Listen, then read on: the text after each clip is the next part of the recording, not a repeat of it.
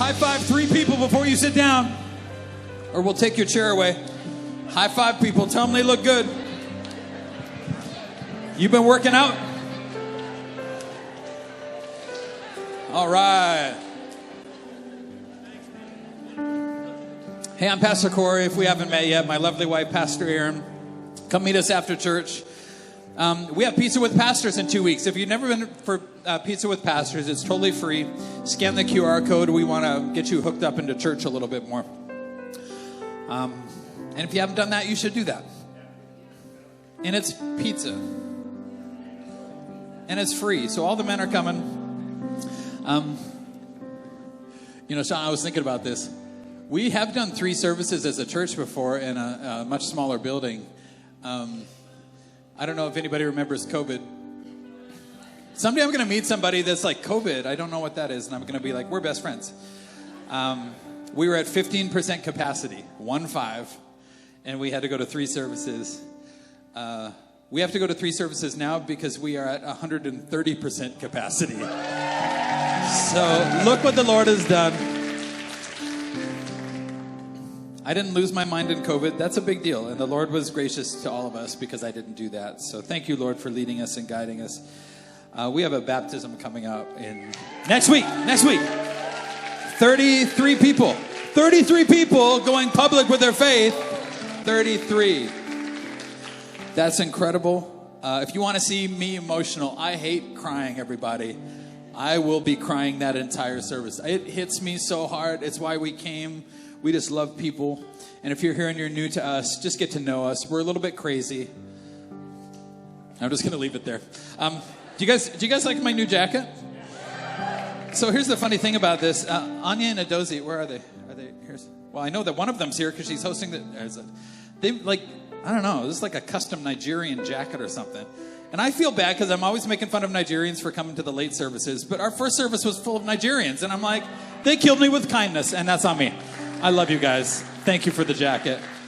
I wasn't allowed to wear it in the last series, but I'm like, well, they're going to be mad if I don't wear the jacket. But I was told in no uncertain terms that it didn't match the branding on the wall behind me. I'm like, I just want people to go to heaven. But does it match now? Okay. All right, this sermon's going to be an interesting one. Also, thank you for the work bee yesterday, and the men's breakfast was incredible. If you missed it, that's on you. We now can check kids in inside the building. We're going to have another from the lobby. We're still building one more door through. Thank you. We can now go straight into Elamonk without going outside. Incredible. Awesome. Okay, I'm going to start this sermon, thank you, Sean, by telling you the most embarrassing story of my childhood. And my childhood was blessed with many to choose from. There's all my embarrassing stories, and I've got like 100 of them. And then there's the story that's more embarrassing than any other story, times 100, that I want to share with you all today. We used to live in Los Angeles when I was a kid.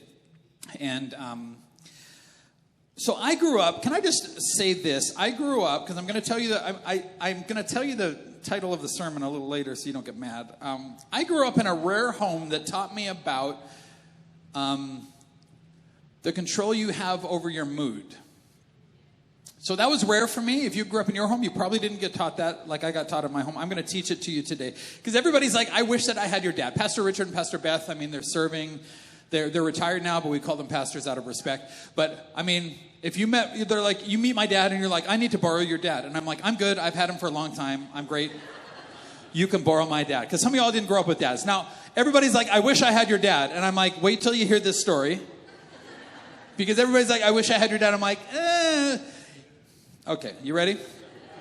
So I had a bit of an impatience and maybe like an anger problem spurred on by my brother's wickedness. As a child, my little brother, who's the oldest sibling right here? You get it. And I remember, so we had a family coming over, and this family was, I heard the car door, open and shut, and we looked out of our windows were on the front of the house, right? So there was like our bedroom, Ryan and I, and then the entry was like a doorway away, right? So door, entry. And I remember looking out the front window, and our guests had arrived. Now, our guests were, I have no idea who the parents are because I didn't care, because they had 2 hot daughters. And when you're like 7 or 8, every girl is kind of hot and freaks you out. And so I'm like, okay, best behavior. Ryan's looking at me like, do we know what that is? Okay, best behavior. Okay. In the time it took them 10 or 20 seconds to get from the car up the sidewalk and into the front entry, my brother had been empowered by Satan to find a way to get me angry about something. And then he did what little brothers do, is that they bolt. And I'm like, stop, I want to lay hands and pray for you. And he's like, he bolts. So he's out the door, and I'm hot on his heels behind him. And so, like, he's out in the entry.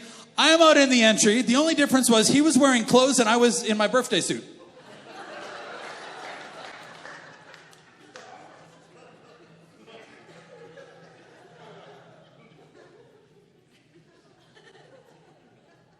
He was ahead of me in changing clothes, and I had somehow forgotten that I wasn't wearing clothes and that the hot girls were in the entry now. Try to unsee that. Now, if I grew up in your home, I would go back in my room and you would be on the phone with a counselor and you would pull me from school because I wouldn't be able to face anybody. And in the very least, I would be allowed to mope around for about a month or 2 just to get over it, right? Do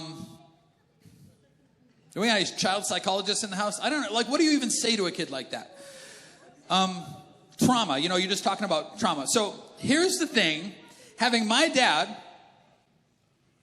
I had to come out and eat dinner with these people in like 5 or 10 minutes. I had time to go back and rethink my life, try to hang myself with my shoelaces. Didn't work. Listen, a horrible experience for a child. And I had to, are you ready? I had to get over it. Now that was called parenting back then. Now it's called child abuse. That was just like, boy, get over it. Because he didn't want the thing to beat me and me never be able to face these people. So, like, what do you do? Now you're sitting at the table. Like, you're wearing clothes, obviously, so you're like... Anybody see that naked kid run through the house? That kid looks just like me. You see that? Incredible.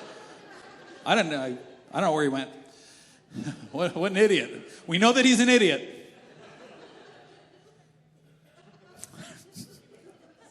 That's a tough lesson when you're 7. It's a tougher lesson when you're 47. Now, I'm preaching this sermon to you. This is called FrankenJesus Part 2. FrankenJesus is a series about the Jesus that we create because we'd like him to be something a little different than he is. So he tends to look a little like Jesus when the light shines on him, right? But he looks a lot like us and a lot of weird corpses that we sew together to be like, you know what? I'm going to take a little of this and a little of this, and I like this and I don't like this. And I'm going to tear the page of patience out of my Bible and give that to somebody else. And so we make a Jesus that kind of suits us but can't save us. And now Jesus, the real Jesus, loves you just the way that you are. Just the way that you are, he loves you. FrankenJesus will allow you to stay that way. Only FrankenJesus, you ready, puts up with your mood swings. Today's sermon is called Mood Grenades. The real Jesus does not put up with children with bad moods. Now, my personality type, everybody's wondering, I'm glad you asked. My personality type is, are you ready? On the negative side, don't tell me what to think. And don't tell me what to do. If you tell me, like, you know, Pastor, I don't even think that your church could probably do this thing, and then you say it, that's the thing that I will attempt to do. It can make no sense. Sometimes God is like, it's great that you're climbing this mountain. Why are you over here? And I'll be like, because so-and-so said that I couldn't. And he's like, I don't care. I didn't tell you that you should. Why are you over here? Because they said I couldn't. And then they tried to tell me how to think about it. And I'm like, okay. Canadians, you have labeled God a sinner because we will give up everything. And the last thing that a Canadian gives to God, are you ready? Is their mood. Is their attitude. You're like, I don't have an anger problem. I have an Airdrie driver problem. And I'm like, I get it. They do not know how turn lanes work. Don't stop behind the line. We can get 6 more cars through. Get your vehicle in the intersection. Somebody's like, it's illegal. I don't care. Don't you dare tell me how to feel. I don't choose my moods. Idiots choose them for me. Now, FrankenJesus will give you, here's what I call it, a mood allowance. If Jesus is your dad, if Pastor Richard is your dad, you don't get a mood allowance. You get a smile and be happy, orphans. Nacho Libre. Smile and be happy, orphans. You get to put a smile on, boy. Now, I'm going to explain hurt and pain and all of those things. Here's what I want to say about hurt and pain. They don't help when you have a bad attitude. But just give me a sec. Now, when you make a FrankenJesus, he will give you a mood allowance. He like, well, you know what? You had a bad week. So-and-so hurt you. So therefore you can show up late for work. He'll give you a mood allowance. A mood allowance is what leads to a sin allowance. Before you sin, you get in a mood about it. Your mood is what's like signs the permission slip for you to go out and do your future regret. So you would have very few regrets if you didn't sin, and you would have very few sins if you didn't have a mood allowance to lead you to where that makes sense here, right? But it's not easy to retrain something. You know, Pastor Erin said in her home growing up, they had all sorts of mood allowances. But they also didn't know how to deal with anything, right? So her dad, she was telling our small group, ran over her favorite cat and didn't tell her about it. And she, like, found it. And then she was so mad, she gave him the silent treatment for 3 days. And I'm like, you know what my dad would have done? Like, hey, I killed your cat. Grab a shovel. I'm sorry. We'll get you another one. Cry. Watch this. Watch this. Cry. I'm sorry. I didn't mean to. I'm sorry. Cry. Get over it. Come through crisis closer. No, we're not going to sulk about it. You can feel, ready? Pain, but you don't get to get angry. Hurt happens to you. Anger happens from you. Okay. Have you ever given God the silent treatment? God, I didn't get a husband. I'm not reading my Bible today. I'm going to teach you. You want to talk to me? I want to talk to you until you give me a husband. Have you ever not shown up for small group because you were sulking about something? Or because somebody hurt your feelings? Have you ever not shown up for church? Because you were wanting... Some people are like, anything happens, they don't show up for church. I'm like, why are you punishing God? Like, I'm not going to show up to teach you. You make the food, I'm not showing up. Put it in a box, I'll get it after. There ain't no box after. I just made that up. Now listen, some of us would love the... Look, when you look from the outside into a healthy life, or a person who's just joyful... You know, it's funny. The most joyful people in the world are not the people who suffer the least. Have you ever noticed that? It's not the people who suffer the least. But when you're looking at that, you're jealous of what they have and this healthy thing they got going on.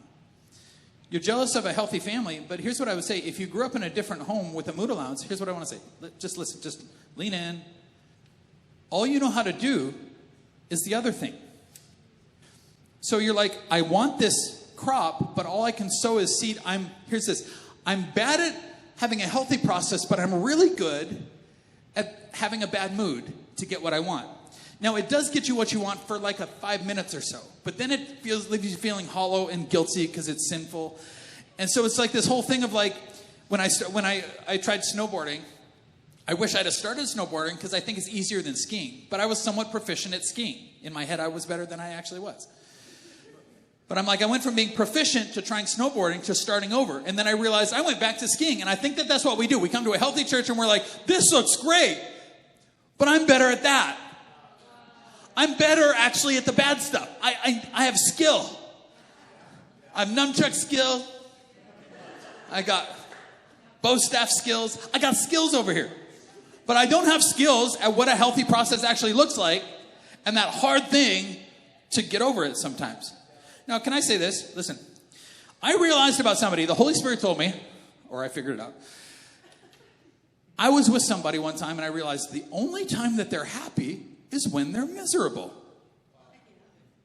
That's weird. Then I realized the only time they're happy when I'm with them is if I'm miserable. But I like being happy. Are you ready? Pain and suffering is one thing. But a bad mood is not you being honest. It's you being immature. It's you acting like a child with a tummy ache. We have a saying around our home, good intentions are for 7-year-olds. So like by the time you're 8, you're on the hook. No, you said it and you meant it. Or you said it and we're going to mean it. There's this thing where it's like, no, you're on it. No, you decided. Okay, are you even aware when you walk into a room of what you bring in with you? When unhealthy people come here sometimes, I always laugh in the sense of like Christians. I'm talking about like Christians who allow bad moods. They come in here and then they meet Pastor Richard. And I'm just like.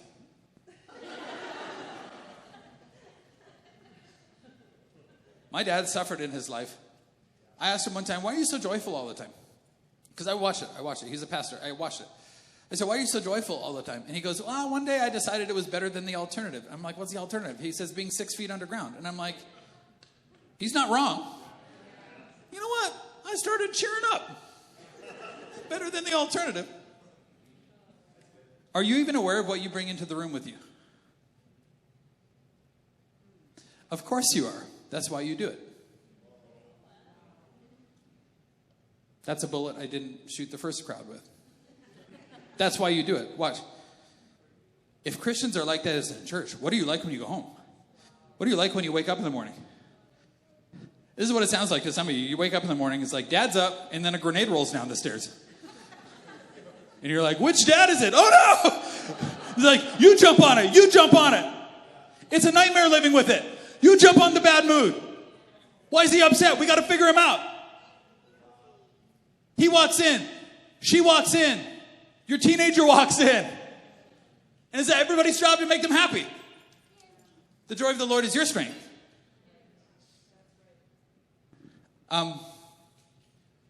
It's like, which dad is it today? What am I going to be allowed to do? Is it happy dad? Is it angry dad? Is it depressed dad? Is it? And we drop this grenade down there. Now, listen.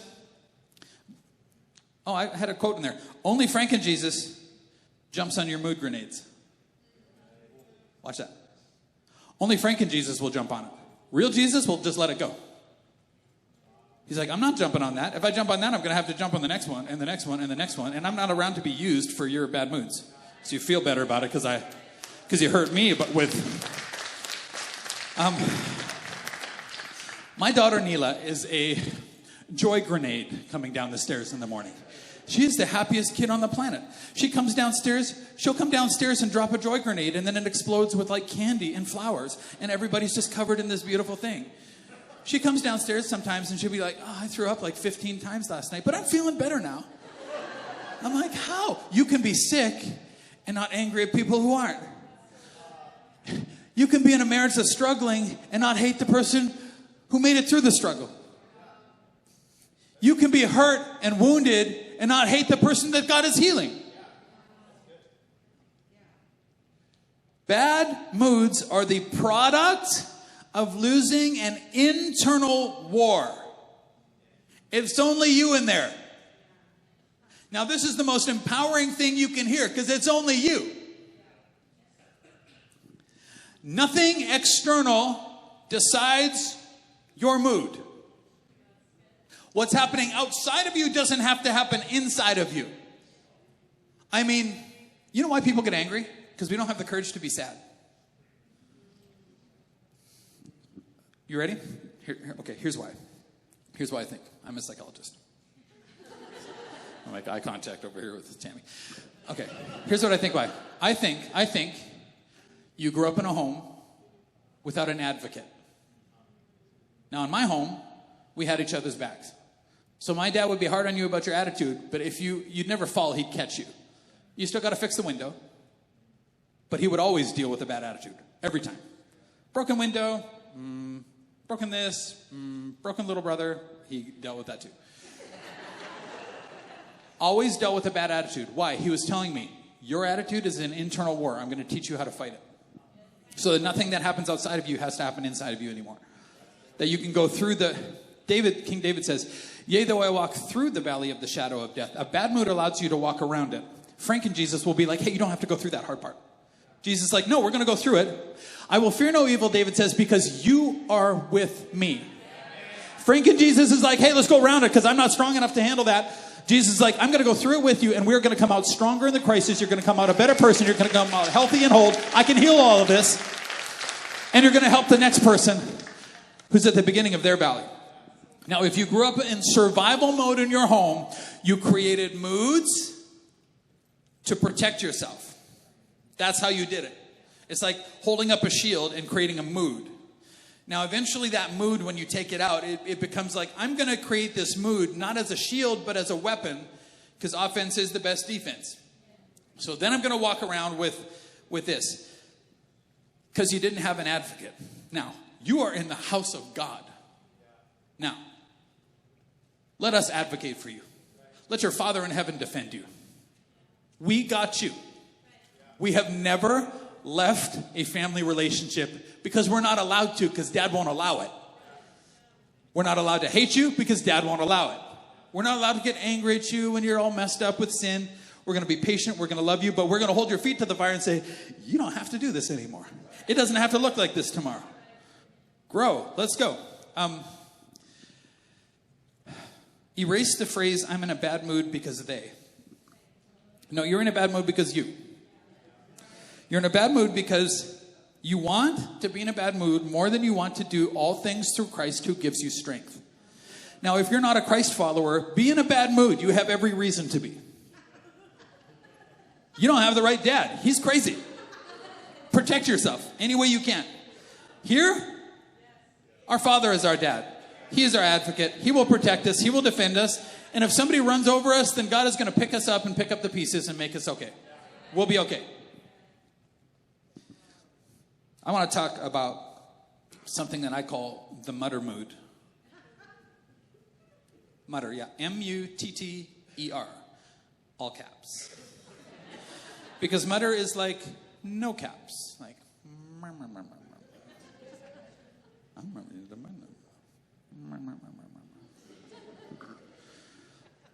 somebody says something you don't like, somebody changes the TV channel. Now, I'm just putting this on because I don't know how to mutter because my dad didn't allow it. Well, no, I tried it. What do you say to your mother? Why don't you come over here? What do you say to her face? Just enunciate. They can't hear you next door. I said that Mom was mean. Oh, well, if she's so mean, maybe you should move in with the neighbors.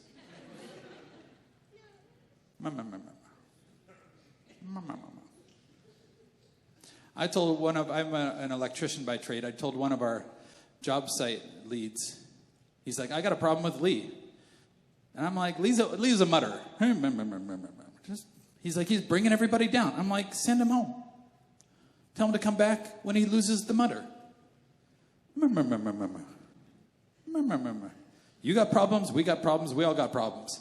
You know what doesn't help is coming around here and muttering all of them. Some of y'all you wait till the door's shut. You walk down the stairs. FrankenJesus allows it, but Jesus doesn't. He's like, what do you say? You're not happy with what now?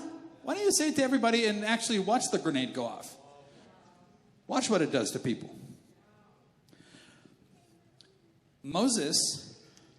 Last week, Moses reflects the heart of God. He grinds up that stupid golden calf. He burns it, grinds it, makes everybody drink it. God was angry. Moses was angry. Aaron was not angry. Aaron was like, bro. It's like, weep not, bro. Grind that calf up and drink it. Aaron did not reflect God's mood. Watch this. Moses carries Israel on his back for 40 years, changes their nasty diapers, feeds them spiritual mush because they were a bunch of victimized. Moses and Aaron, we want to go back to Egypt. Oh, it was so great back there. Joshua goes into the promised land with a group of soldiers, and soldiers never mutter. Because you can't complain about something and fix it. You can't complain about it and conquer it. Moses mutters one time in 40 years. One emotional decision. I'm going to show you to give an in too. One time, and he's not allowed to go into the very promised land that he led them out of Egypt for. One time. Everybody's like, I want to be Moses. I'm like, I don't want to be Moses. Nobody want to be Moses. Who's Moses? One time. One mistake. You ready? Numbers 20.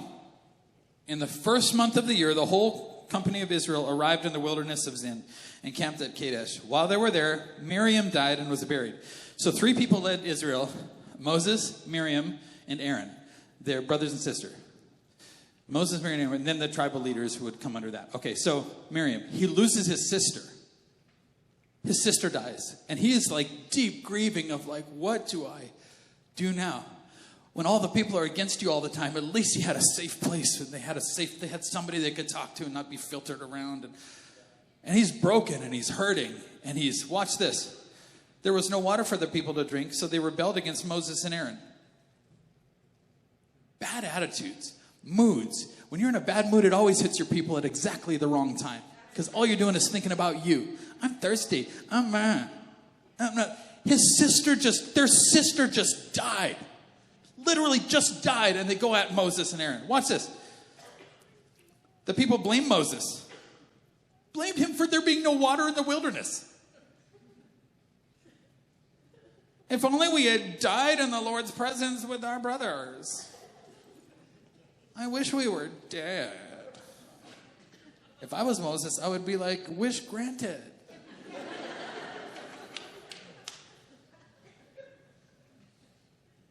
Go stand on the red X over there. No problem. My sister died. Why are we doing this now? Why have you brought the congregation into the wilderness to die? Right, that's what he did. He's like, I'm going to take him. Pharaoh can't whip them hard enough. Let's take him into the wilderness so they could die. Let's take him to the wilderness so I can die. If this is hard for you, God is going to set you free today. No, I shouldn't say it. God might set you free today if you want to.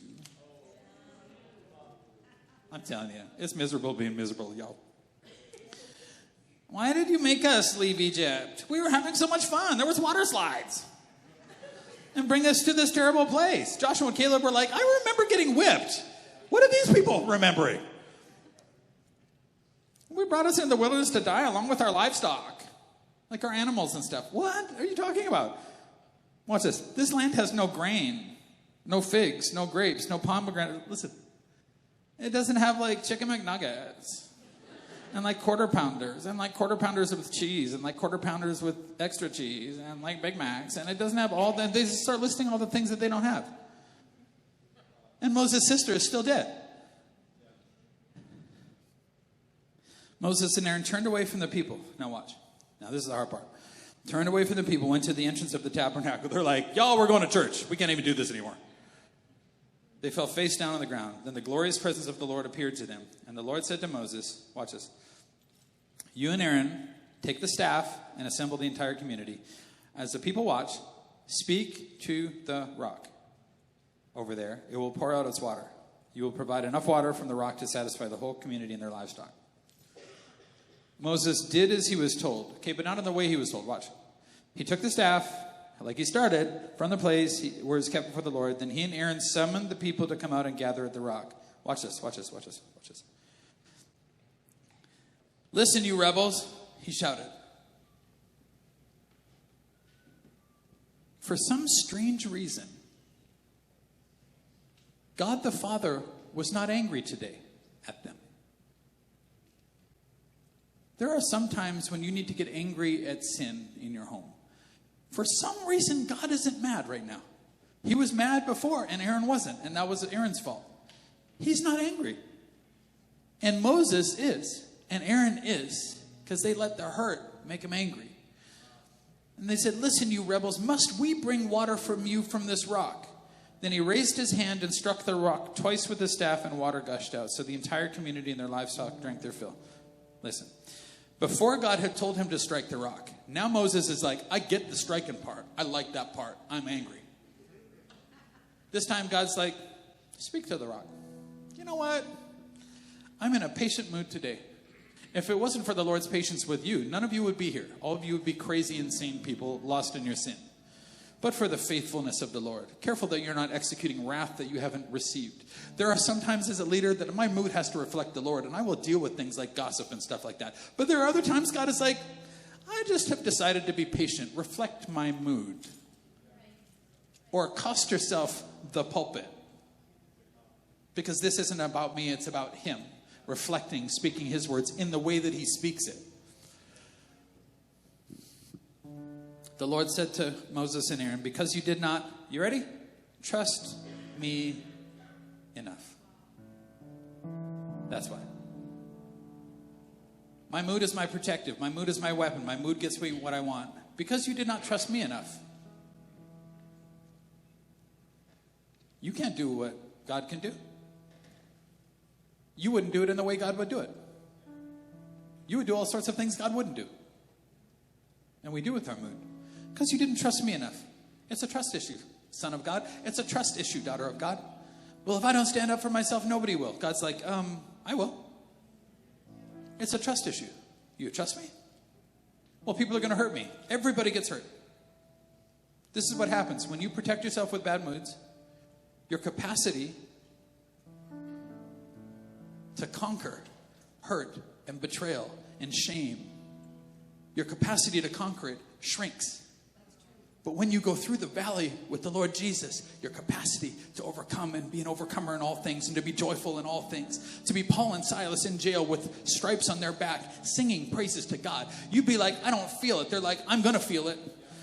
And the whole place is shaken and people come to Jesus and God heals them as they go. And the very people that they saved healed their backs. I'm asking for this. Would you give your moods to God? You're Lord of a lot, but not this. God is waiting for you to give the mood up so that he can do what he's been waiting to do this whole time. The very thing that you have a bad mood about, God's like, I've been trying to get in there, but your mood keeps blocking me. I'm trying to give you the capacity to get up. So you have a problem on Monday, and by Monday night, you're over it. You're good. You're like, no, I'm good. It's okay. I'm okay. But the Lord said to Moses and Aaron, because you did not trust me to demonstrate my holiness to the people, you will not lead them into the land I'm giving them. I don't know about you, but I want to go to the promised land. And I want you to come with me. You know the quickest way to diffuse a mood grenade? Are you ready? Jump on it yourself.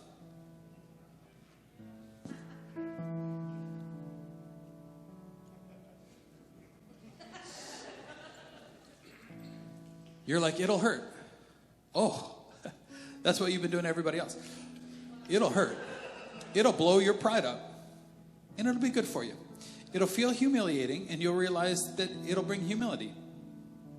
You don't connect with people with a show of strength anyways. You connect in weakness. They'll feel more connected when you admit you did something wrong. I am saying this, I think, by the Spirit of the Lord. You have one relationship that your mood is going to cost it. It's going to cost you. You're going to lose it if you don't give it. If you don't give it up. One relationship, the relationship you probably can't afford to lose. That's where it's gone. God's like, hey, I want your mood now. I don't want you to lose that thing. I gave you that thing. I want your moods. I want that. Jump on the grenade. You know, we got to spend a couple days a day with our pastors in Minneapolis this week, and what a blessing that was to us to have pastors and that they took the time for us. Tuesday morning, I'm in Minneapolis. I'm working on my sermon, and God's like, "Did you want to talk to Pastor Aaron about your mood last night?" And I'm like, "Sermons aren't for me."